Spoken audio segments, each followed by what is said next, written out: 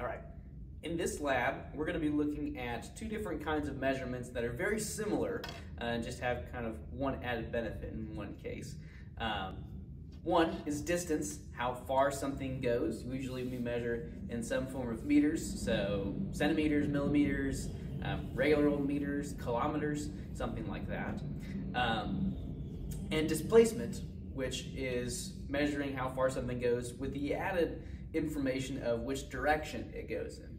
Now, when we measure distance, it's typically of something going in a direction, whether it's left or right or up or down, back and forth, something diagonal, but we don't really include that information in the measurement itself.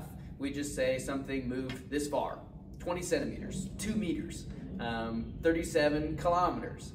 We don't include which direction it goes, north, south, east, west, up, down, back, right, in that measurement. All we give is the number, the value. Okay? Now in displacement, we're looking at how far something goes from point A to point B in the quickest path. So even if something took kind of a weird and wacky trip to get there, all we do is compare the final and the initial points. Now, you might remember that we've been using the little triangle Greek letter delta to describe kind of the final minus initial points of something, whether it's temperature or distance, in this case, distance.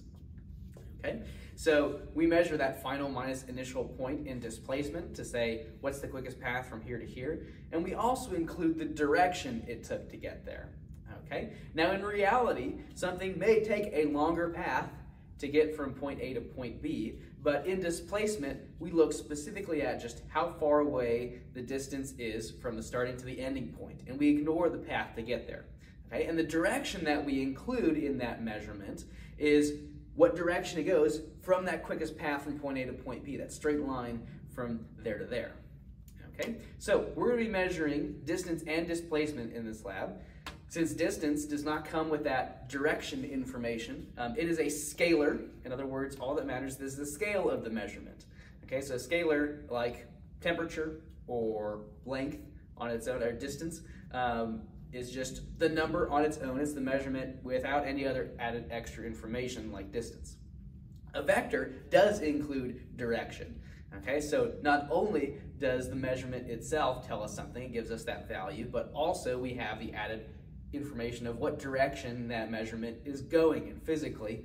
We a lot of times will show it with an arrow to say, which direction something goes in space. To measure distance and displacement, we're going to focus on one direction at a time. So whether we include that direction in the measurement or not, we're just going to be focusing on one way, either vertically or horizontally. Okay? For distance, we're going to be measuring how far one of these elastic poppers can go when it writes itself out. So we flip these inside out, so they're kind of uncomfortable and unstable, and they like to flip back. Okay? We can use that potential energy stored up to convert to kinetic energy to launch it up off the ground. Okay? So we're going to be looking at the vertical distance that this crosses as it launches up off the ground and then falls back to the ground. Now, it's probably not going to stay perfectly vertical. It's going to move a little bit left to right, but the only thing we're going to be measuring is its vertical component, how far up and down it goes. We're not going to care about how far left and right it goes. Okay, and we're going to look at the total distance of how far up and then how far down it goes. Now, the upwards distance should be the same as the downwards distance as long as it starts on the ground and ends on the ground. So, as long as we can tell how far up it goes, it's going to be the same measurement downwards. Okay, and we won't need to worry about positives or negatives because distance is a scalar. So we don't need to say that the upwards is positive and the downwards is negative. We would do something like that for something like displacement or another kind of vector where we include the direction. But in this case, since all we care about is how far it moves so far upwards and then so far downwards, and we just add them together as total distance. Okay. For displacement, we're going to use one of these guys. This is a reaction rocket. So when you drop it, this bouncy ball transfers some of its potential and kinetic energy up through this lighter rocket here, so it launches off the top. Okay, so it is going to fly pretty far upwards, but what we're going to measure is how far out from its drop point it goes and in what direction it goes. Okay, so we'll mark on the floor somewhere where we're going to drop the reaction rocket, let it go, see how far the rocket flies from its starting point horizontally. So we're only going to be measuring distance out from that starting point instead of trying to measure how high it goes. Okay, so the displacement will be how far from starting point to final point our reaction rocket has landed, okay? And we'll include the direction that it went in from where we're starting at. So let's start with the elastic popper and measure its vertical distance. Okay, so I got my elastic popper here. I'm gonna flip it inside out. I'm gonna place it on the ground and see how high it launches itself, and then also, therefore, how far it has to fall back to the ground. So I've got my meter stick here. It's on the centimeter side. There's 100 centimeters in a meter, so this is 100 centimeters up here from the ground. So we gotta make sure that we're counting upwards, okay, and not have it flip the other way. And you also have to make sure you're on the centimeter side and not the inches side on the back. All right. Ooh, that's pretty good. Okay, so that came out right around 100 centimeters. Now, depending on how the popper flies, some cases it's going to go very low, in some cases it's going to go very high. In some cases, you'll end up with it going past 100 centimeters, in which case, we lose the ability to measure how far it went past there. So in order to account for that, we have a trick where we could try and stack 2 meter sticks, or we can just kind of use the environment to help us out.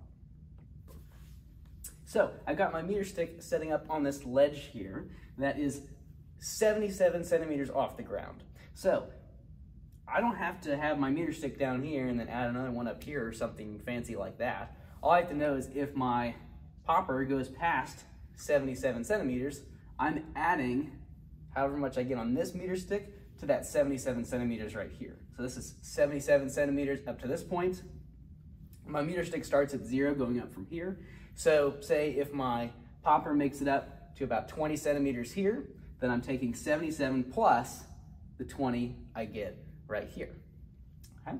Now, in order to get an accurate measurement, you'll probably want to be on eye level with this, and sometimes it helps to record a video of your popper flying upwards so that you can kind of scroll back and forth and see exactly where your popper lands. If you're trying to flip the popper inside out and place it and then try and measure it at the same time as it pops, that can be kind of tough to kind of do both at the same time, especially if you're not working in a group.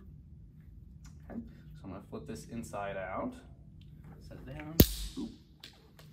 So it went a little bit above this 77 centimeters mark, so all I have to do is add this to 77 centimeters.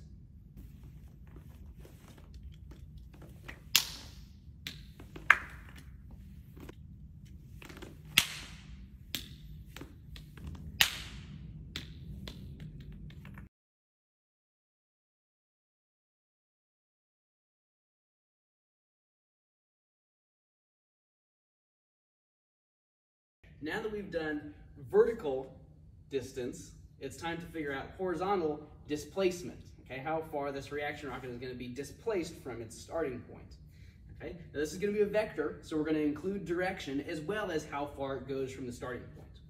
Now, I get to decide what the starting point is and kind of determine where I measure it from. So kind of like how we started the ground for the vertical distance as 0 centimeters, and we're looking at how far it went up from that point. I'm going to call this spot on the floor right here 0 centimeters. I'm going to measure how far out from that point our rocket goes, okay, in whichever direction. And then I'll just write on my paper what direction it goes from. Now I also get to decide what that direction is based on. So for now, I'm going to say that up on my paper is going to be in the direction of the camera. And to remind me of that, I've written that on my piece of tape here. Okay, so I've got an up arrow going that way. I have it says up right there. So if my reaction rocket flies in the direction of the camera, I'm making an up arrow on my paper. If it flies the opposite direction, I'm drawing a down arrow. If it goes, this way, I'm going to be drawing an arrow this way, and so on and so on.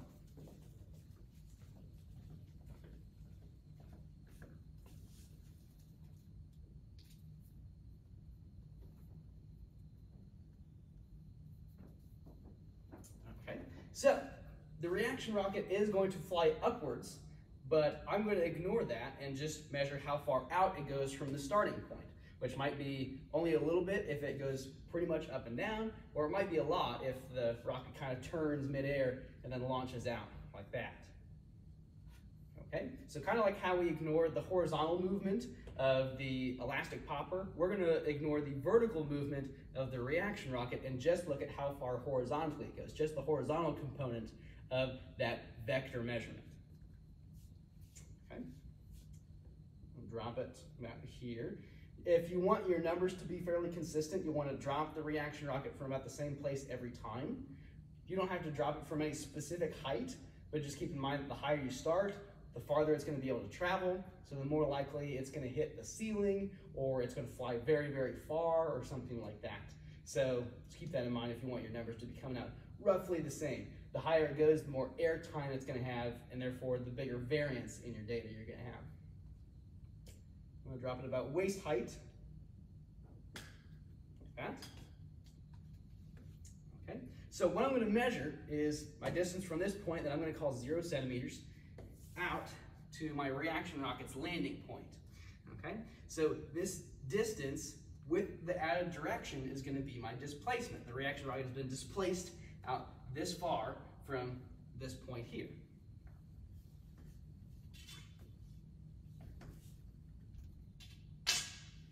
Okay, so I'm starting with the 0 side of the centimeters on the meter stick on this side. I'm going to measure out from that point.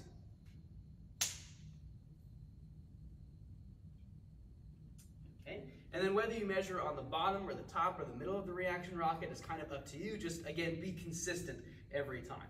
So I'm measuring to about the middle of the reaction rocket.